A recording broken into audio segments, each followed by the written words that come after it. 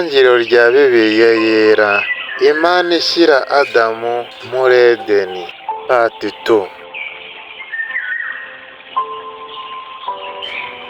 Uku niko kuremwa kw'ijuru n'isi.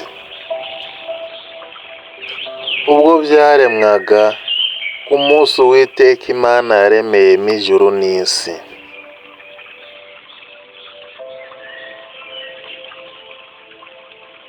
Kandi akatsi kose ko mu gasozi kari kataraba ku isi, n'ikimera cyose cyo ku gasozi cyari kitararuka.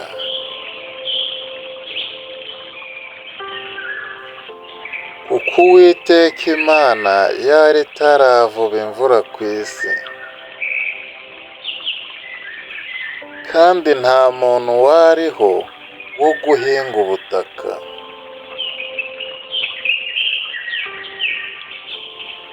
Ariko igihu cyo mu isi cyatosaga ubutaka bwose.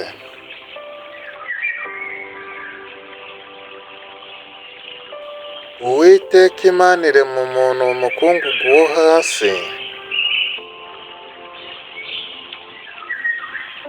irangije imuhumekera mu mazuru umwuka w'ubugingo. Nuko umuntu ahinduka ubugingo buzima. Amen.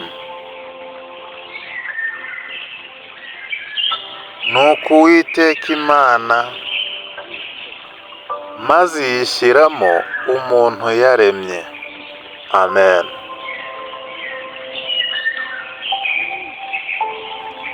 Uwiteka Imana imezamo igiti cy'igikundiro cyera imbuto ziribwa. Imezamo n'igiti cy'ubugingo hagati muri iyo ngobyi. Imezamo n'igiti cy'ubwenge bumenyesha icyiza n'ikibi. Amen.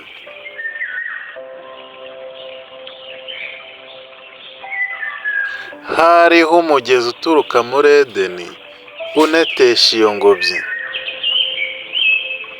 Uwo mugezi uvamo wigabanyamo imigezi 4.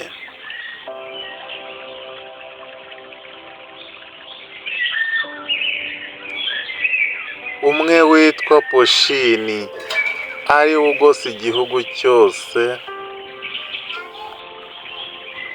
cy'ihavira kirimo zahabu. Kandi zahabu yo mu icyo gihugu ni nziza. Iyo niho hari ubushishi buva ku giti bwitwa budola, ndetse n'amabuye yitwa shohamu.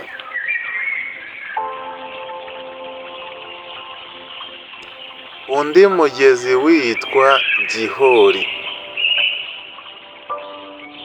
ari nawo ugose igihugu cy'Ikushi.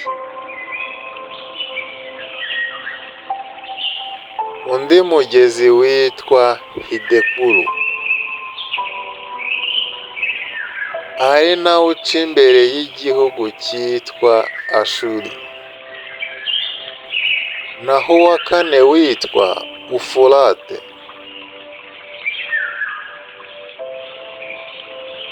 Uwiteka Imana ijyana umuntu, imushyira muri ya ngobyi yo muri Edeni, ngo ahingire ibirimo anayirinde.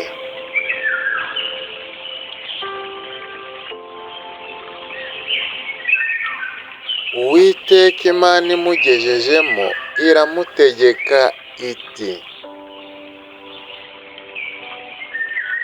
ku giti cyose cyo muri iyo ngobyi ujye urya imbuto zacyo uko ushaka. Amen.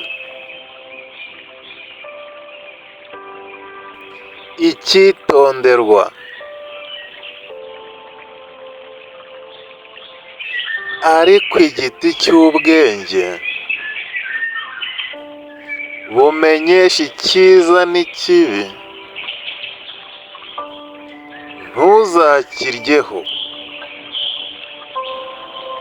kuko umunsi wakiriyeho no gupfa uzapfa. Amen, amen, amen. Niba ukunda ijambo ry'Imana, ntugende udakanze subscribe. Kandi niba wanga ijambo ry'Imana, nta kibazo rwose, wigendere utabikoze.